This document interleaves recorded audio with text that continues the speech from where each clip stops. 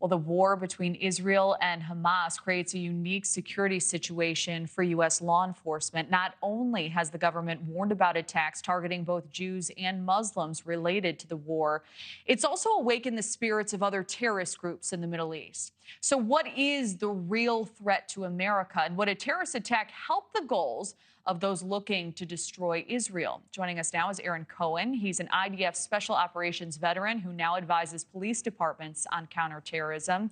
Aaron, it's great to have you. First, do you think Hamas is eyeing the U.S., or is this threat coming from the region as a whole? I think it's coming from an existential region as a whole, Kelly. Just a couple weeks ago, it's been ongoing. You've got Khamenei in Iran.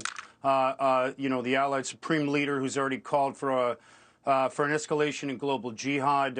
We've seen the escalation as far as the tone and how that feels. Ismail Haniyeh, Khalid Mashal, members of Hamas, also calling for a rise in violence against the West, the Great Satan, as they refer to it as. Israel just being the tip of the iceberg. And, I think that this is something that U.S. law enforcement has been taking seriously for the last couple of weeks. I've been trained in law enforcement for 25 years, Kelly. I teach the Israeli model of counterterrorism response to SWAT, patrol, school resource officers. And I just want to talk to the sheriffs out there and the chiefs that may be listening. Now's the time to really ask yourself the tough questions. Do we have all of the fundamental core training that we need for our department? So that, the defund movement's been pretty tough on law enforcement. I know they're doing their best, but the fact is that when we're talking about the potential threats here in the United States as far as our national security is concerned, we're talking about we're not talking about Uvalde. We're not talking about Columbine. We could see several dozen of these shootings start popping off, which means that these SWAT teams, which are part-time teams mainly, I'm not talking about the big cities like LAPD, D Platoon, SWAT team, or Special Enforcement Bureau for LA County Sheriff. I'm talking about most of the other cities across this country. They get together, they train once a month. So that training needs to be looked at very honestly.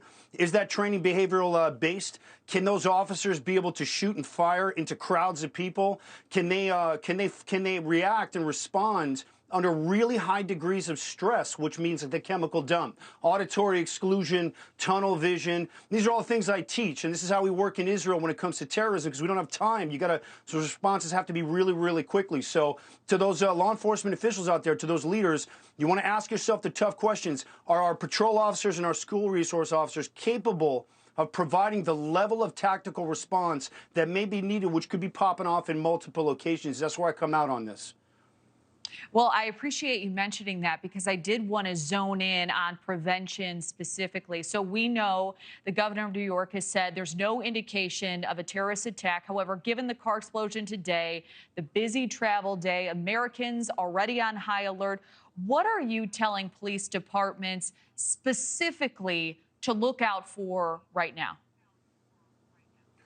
Well, my message to police has been the same for the last 20 plus years, which is you guys need to make sure that your tactical toolkits for counterterrorism are ready to go. And that's a different tool bag. And what I mean by that is we're not talking about running license plates now. We're not talking about pulling over criminals or somebody who may have robbed a store. I'm talking about multiple active shooters that are popping up. So what I'm saying to them specifically is you better make sure that there's no funding that's stripped away from those SWAT teams. Those special weapons and tactics units may have to respond to multiple locations at the same time, and they have to be able to work very, very quickly in large crowded areas. So make sure that they're getting the time they need on the range, but make sure that that training is going to be able to function in what we call low brain capacity, which means when you go under stress, all of a sudden the fine motor skills are out the window. So you have to be able to work with the weapons. You have to be able to shoot extremely straight, and you have to be able to do that under very high levels of stress.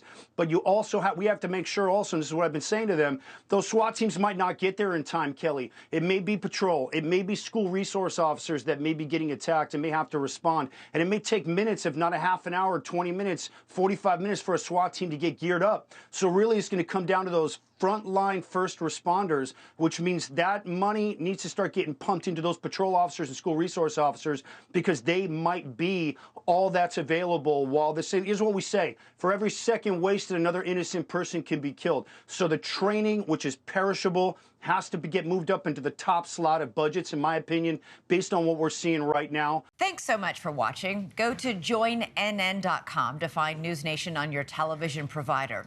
And don't forget to click the red subscribe button below to get more of NewsNation's fact-driven, unbiased coverage.